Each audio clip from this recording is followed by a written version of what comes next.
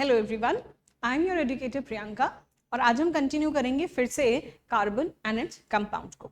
चलिए, अभी तक के लेक्चर्स में आप एलोट्रोप्स के बारे में जान चुके हैं, कार्बन की प्रॉपर्टीज, कोवलेंट कंपाउंड की प्रॉपर्टीज के बारे में जान चुके हैं। तो आज हम बिगिन करेंगे nomenclature. So now this is a very important part कि नोमेनक्लेचर, कंपाउंड्स को हम नाम कैसे देते हैं, उस नामकरण संस्कार यानी कि नोमेनक्लेचर का एक प्रॉपर फॉर्मेट है और वो फॉर्मेट, वो रूल्स हमें फॉलो करने पड़ते हैं, तभी हम किसी भी कंपाउंड को यूनिवर्सली सेम नाम दे सकते हैं, राइट। तो कंपाउंड्स जो है, कार्बन कंपाउंड्स, अलग अलग नामों से, ट्रिवियल नेम से एक ही कंपाउंड को अलग अलग जगहों पे जाना जाता है। तो इसलिए बड़ी मुश्किल हो जाती है किसी एक कंपाउंड की डिस्कवरी के बाद, हर कंट्री में अगर उसे अलग नाम से जाना जा रहा है, हर रीजन में उसे अलग नाम से जाना जा रहा है, तो उस कंपाउंड को पहचानने में होती तकलीफ, राइट। और हो सकता है कि एक ही चीज को अलग अलग तरीके जगहों पे इस्तेमाल कर रहे हैं तो हमें उसकी यूटिलिटी भी पता नहीं चलती, right. So international union of pure and applied chemistry यानी कि IUPAC ने कुछ नियम दिए जिस रूल्स के अकॉर्डिंग हम नोमेनक्लेचर करते हैं, राइट। नाम देने के कुछ नियम, राइट। चलिए तो देखते हैं basic rules of nomenclature of compounds in IUPAC system. IUPAC क्या? International union of pure and applied chemistry, जो कि सारे नियम वगैरह जो भी रूल्स हैं वो बताती है और उसको हम फॉलो करते हैं, उसी के अकॉर्डिंग हम केमिस्ट्री में काम करते हैं। चलिए, so each systematic name has the following parts. किसी भी नाम के कुछ हिस्से हैं, कुछ पार्ट्स हैं। किसी भी एक नाम को कुछ पार्ट्स में डिवाइड किया जाता है और फिर उन पार्ट्स को असेंबल करके नाम बनता है। तो पहला पार्ट, किसी भी नोमेनक्लेचर या किसी भी कंपाउंड का जब हम नाम दे रहे हैं तो उसका जो सबसे पहला हिस्सा होता है उसको हम प्रीफिक्स कहते हैं, ठीक है। जैसे आप किसी का नाम समझ लीजिए, मिस्टर बद्री प्रसाद शर्मा, ठीक है। तो मिस्टर बद्री प्रसाद शर्मा, ठीक। तो ये कुछ पार्ट्स हो गए। इसी तरह से नाम के पहले लगने वाला, नाम का मेन नेम के पहले लगने वाला शब्द प्रीफिक्स, प्रीफिक्स, ऑलराइट। प्री मतलब पहले, alright. Prefix is a part of the IUPAC nomenclature which appears in the beginning, नाम से पहले आने वाला। It denotes the substituent groups। अब इसके अंदर हम क्या क्या बताते हैं? substituent groups। substituent groups क्या होते हैं अभी हम आगे बात करेंगे, अभी आप बस ये नाम दिमाग में रख लीजिए, इस बात को हम आगे डिस्कस करेंगे कि substituent groups क्या होते हैं। इफ प्रेजेंट, अगर प्रेजेंट है, प्रीफिक्स में हम क्या क्या बताते हैं? सब्स्टिट्यूएंट ग्रुप बताते हैं। अगर प्रेजेंट है कंपाउंड में तो हम सब्स्टिट्यूएंट ग्रुप्स बताएंगे। In the organic compound, halogens, जैसे हैलोजेंस या all organic compounds containing halogens और such groups are known as halides, ठीक है। Example chloromethane, bromomethane etcetera. अच्छा, तो सब्स्टिट्यूएंट ग्रुप्स क्या होते हैं? सब्स्टिट्यूएंट ग्रुप्स वो होते हैं जिनको IUPAC ने एज फंक्शनल ग्रुप एक्सेप्ट नहीं किया है। तो फंक्शनल ग्रुप क्या होते हैं? फंक्शनल ग्रुप वो ग्रुप्स होते हैं जो कंपाउंड्स की प्रॉपर्टी डिसाइड करते हैं। जैसे पिछली क्लासेस में हमने OH ग्रुप पढ़ा था, क्या होता है? OH ग्रुप अल्कोहल को डिनोट करता है।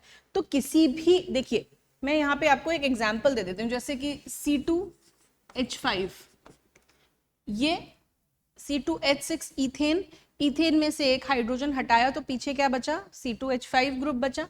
इसके साथ हमने OH लगा दिया। तो किसी भी कंपाउंड के यहाँ पे दो पार्ट्स हैं। पहला पार्ट है हाइड्रोकार्बन पार्ट और दूसरा पार्ट है उसका फंक्शनल ग्रुप।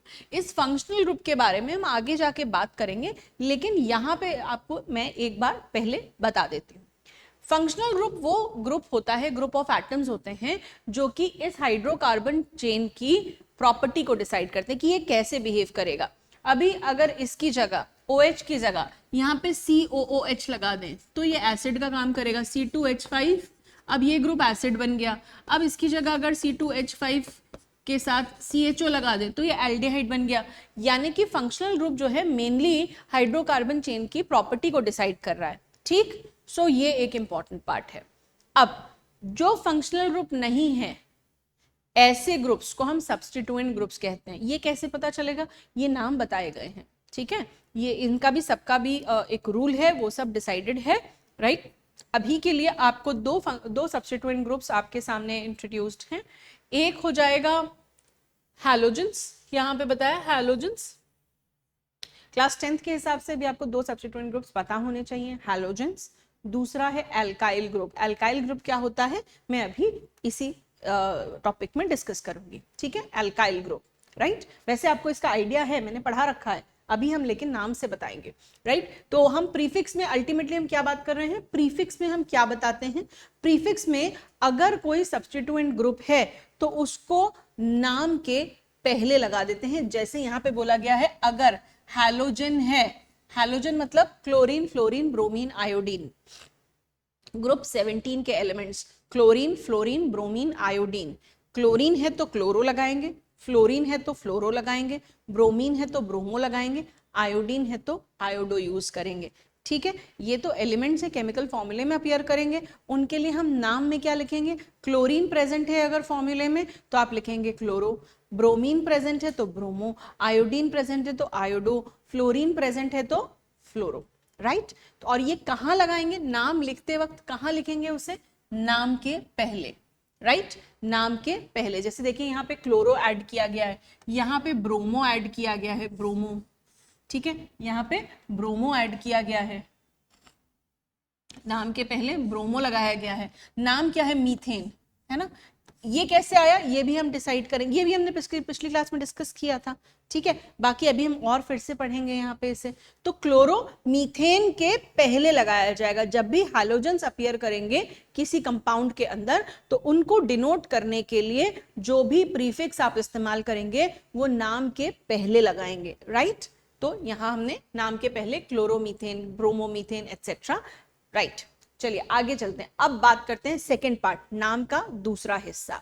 सेकंड पार्ट में आप क्या लिखते हैं, वर्ड रूट लिखते हैं। अभी वर्ड रूट क्या होता है, वर्ड रूट हमें यह बताता है कि पूरे इस कंपाउंड में, कार्बन के इस कंपाउंड में कितने कार्बन हैं, कार्बन के इस कंपाउंड में कितने कार्बन से, या फिर ये कितने कार्बन का कंपाउंड है, number of carbon atoms in the longest continuous carbon chain. जो आपने कंपाउंड की चेन सेलेक्ट करी है, the basic unit word root, the basic unit is a series of word root which indicates the number of carbon atoms present in the parent chain। आप जब parent chain select करते हैं उसमें maximum कितने carbon atoms हैं उनका number. जैसे कि हमने पिछली क्लास में सीखा था, एक कार्बन के लिए हम मिथ यूज करते हैं, 2 कार्बन के लिए इथ यूज करते हैं, 3 कार्बन के लिए प्रॉप यूज करते हैं, 4 कार्बन के लिए ब्यूट यूज करते हैं, राइट।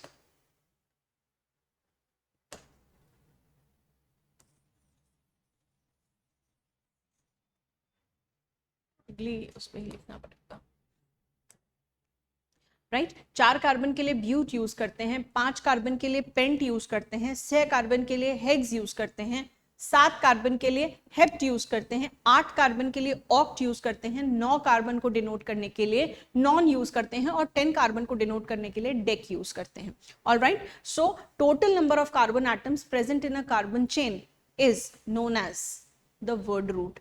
इसी तरह से ये हमने क्या लिखा था, यहाँ क्लोरोमीथेन लिखा था, इसमें कितने कार्बन है देखिए, 1 कार्बन, इसलिए आपने मिथ लिखा, यहाँ क्लोरो के बाद मिथ लिखा। यहाँ पर भी ब्रोमोमीथेन लिखा, क्यों लिखा, मिथ क्यों लिखा, क्योंकि इस कंपाउंड के अंदर सिर्फ एक ही कार्बन है, राइट। तो 1 कार्बन को डिनोट करने के लिए आपने मिथ यूज करा, राइट। चलिए आगे चलते हैं, अब हम वर्ड रूट तक पहुंच गए, हमने ये बता दिया है कि इसके अंदर कितने कार्बन है। इसके बाद नेक्स्ट हम क्या बात करेंगे, नेक्स्ट हम ये बात करेंगे कि ये सारे कार्बन जुड़े हुए कैसे हैं, एक दूसरे से कनेक्टेड कैसे हैं, क्या ये सैचुरेटेड कंपाउंड है या ये अनसैचुरेटेड कंपाउंड है, यानी कि उनके बीच में कैसे बॉन्ड्स हैं। So next is primary suffix. Primary suffix में आप क्या बताते हैं, is added, primary suffixes are added to the word root to show the saturation और अनसैचुरेशन। यानी कि अगर वो सिंगल बॉन्ड से कनेक्टेड है तो आप एन लिखते हैं, डबल बॉन्ड से कार्बन कनेक्टेड है तो आप इन लिखते हैं, ट्रिपल बॉन्ड से कार्बन कनेक्टेड है तो आप आयन लिखते हैं। तो आप ये बताते हैं कि 2 कार्बन एटम किस तरीके से एक दूसरे से कनेक्टेड हैं, प्राइमरी सफिक्स।